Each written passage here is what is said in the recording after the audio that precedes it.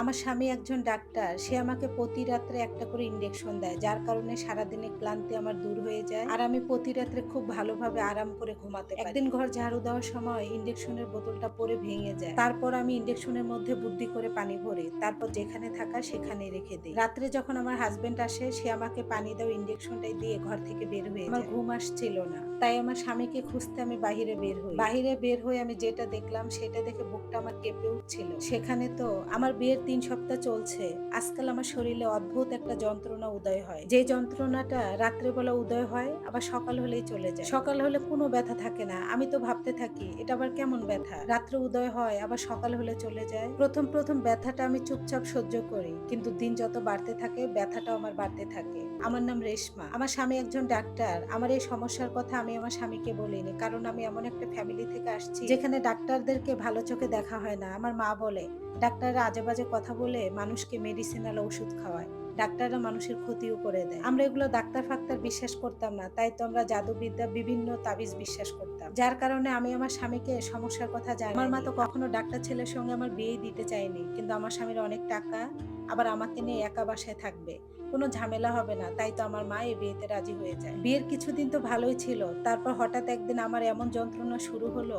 আস্তে আস্তে তো সেই ব্যথা বাড়তেই থাকে। দিনের বেলা এই ব্যথার কোনো চিহ্নই থাকে না। সারাদিন আমি পুরোপুরি সুস্থ থাকি। কিন্তু যখনই বিকাল হতে শুরু করে এই ব্যথা আমার দেখা দেয়। ব্যথা এমন ব্যথা আমি দাঁড়াতেই পারি না। আমার স্বামী একজন ভালো মানুষ ছিল। সে আমার খুব খেয়াল রাখতো।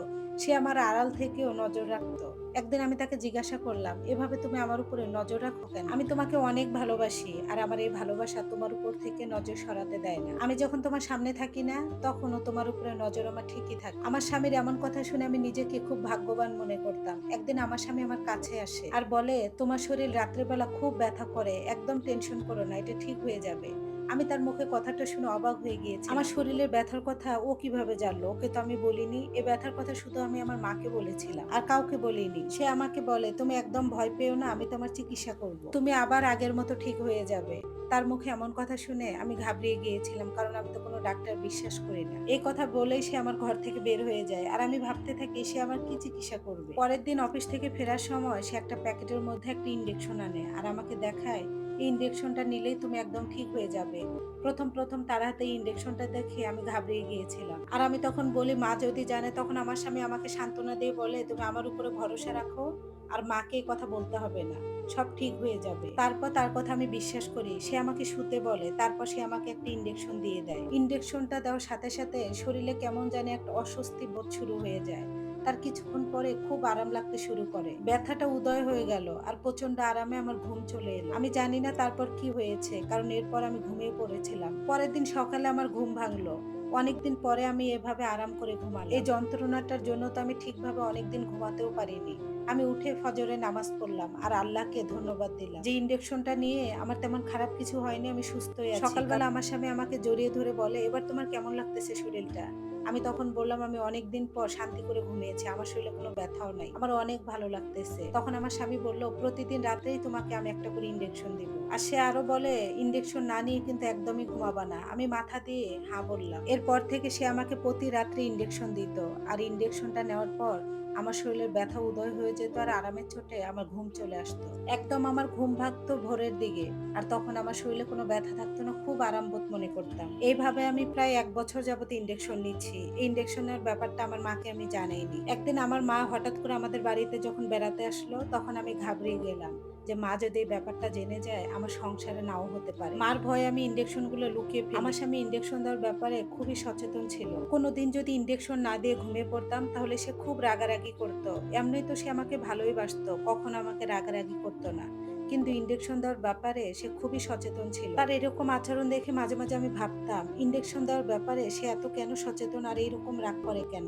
আমি একদিন তাকে বলেই ফেললাম, আচ্ছা তুমি আমাকে কিসের ইনজেকশন দাও বলো তো, যে একদিন যদি আমি ইনজেকশন না দেই তাহলে তুমি আমার উপরে এভাবে রেগে যাও? আমার হাজবেন্ড তখন কান্না করে দিয়ে বললো, তুমি আমাকে সন্দেহ করতেছো, ভাবতেছো আমি তোমার কোনো ক্ষতি চাচ্ছি? আচ্ছা এই ইনজেকশন আমার শরীরে আমি পুশ করে দেখিয়ে দিচ্ছি। আমার হাজবেন্ড তার শরীরে ইনজেকশন পুশ করবে, তখন আমি ধরে ফেলি। আর সে তখন কান্না করে দিয়ে বলে, তুমি আমাকে সন্দেহ করছো রেশমা? আমি যে তোমাকে কতটা ভালোবাসি যদি দেখাতে পারতাম। আমি চাই না যে তুমি ব্যথায় কষ্ট করো, আমি চাই তুমি সবসময় সুস্থ থাকো। আমার স্বামী আমাকে এতটা ভালোবাসে, নিজেকে আমি ভাগ্যবতী মনে করতাম। আর আমি এই স্বামীকে নাকি সন্দেহ করতে শুরু করেছিলাম। সে তখন আরো বলে, তোমার চিকিৎসার জন্য আমি কোনো ত্রুটি রাখতে চাই না। তার প্রতি আমার উদারতা, তার প্রতি আমার ভালোবাসা আরোই বেড়ে যায়। আমার মামা একদিন আমাদের বাসায় বেড়াতে আসে। আমি ওই ইনজেকশনের বোতল আবারও লুকিয়ে রাখি। ওই দিন রেখেছিলাম ফ্রিজের মধ্যে। মামা যেই আমাদের বাসা থেকে চলে যায়, ফ্রিজ থেকে যেখানে ইনজেকশনটা রাখা থাকে সেখানে রাখবো, সেখানে রাখতে গিয়ে আমার হাত থেকে ইনজেকশনের বোতলটা পড়ে ফ্লোরে ভেঙে যায়। কাচের বোতল ছিল, একটু ছিল, সবটাই পড়ে গিয়েছিল। আমি তো ভয় পেতে লাগলাম। তারপর ভয়ে ভয়ে টেবিলের উপরে ইনজেকশনটা রেখে দিলাম। রাত্রে যখন আমার স্বামী ফিরলো আমাকে ইনজেকশন দিবে, তখন দেখে সে তো রেগে গেল আর বলল, মেডিসিন কিভাবে পড়লো আর ভাঙলো কিভাবে? আমি তাকে সবটাই খুলে বললাম।